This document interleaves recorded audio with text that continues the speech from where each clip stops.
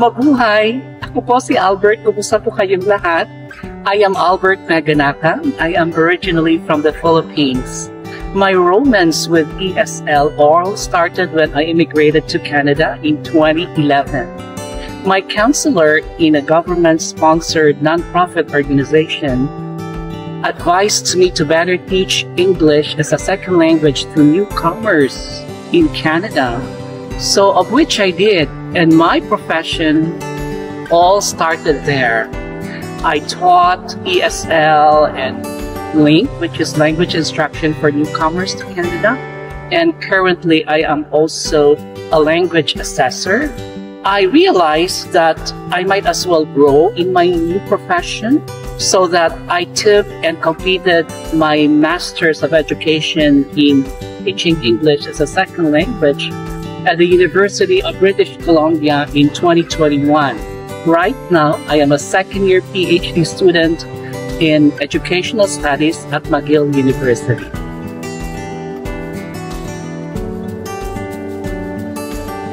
I really love generating knowledge through research. I'd like to do research in line with Canadian Language Benchmark by virtue of being a CLB assessor for almost 10 years. Before, I did a research on the variables affecting the CLB scores among newcomers to Canada, of which I published and presented in a conference. I'd also like to work on native speakerism in the LINK program, but now I'm thinking of working something on the church-sponsored English language program. That is my current research interest.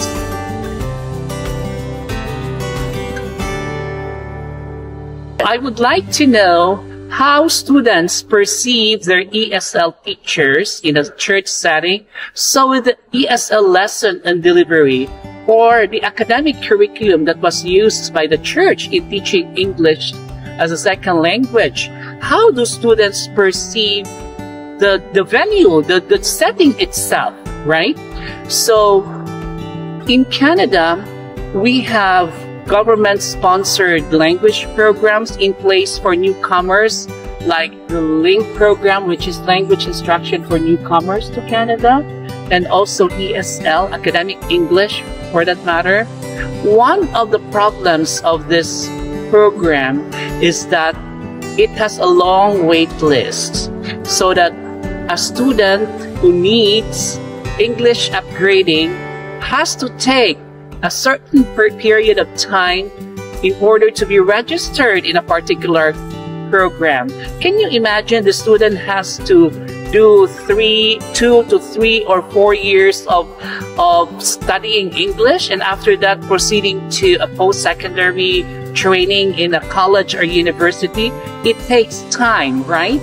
So what I'm thinking is that the church, as a social institution, could serve as an alternative venue for these newcomers to register for their English program. So I'd like to know if these churches could be a safe place for students to study.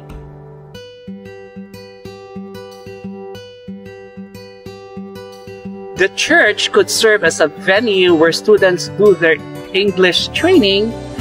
Then it would hasten the integration and settlement process among newcomers to the Canadian mainstream, right?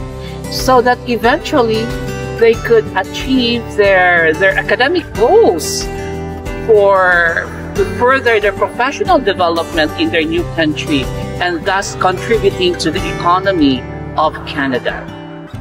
I'm very excited to do this first of its kind research, captivating the voices among students on how they perceive a church-based language program.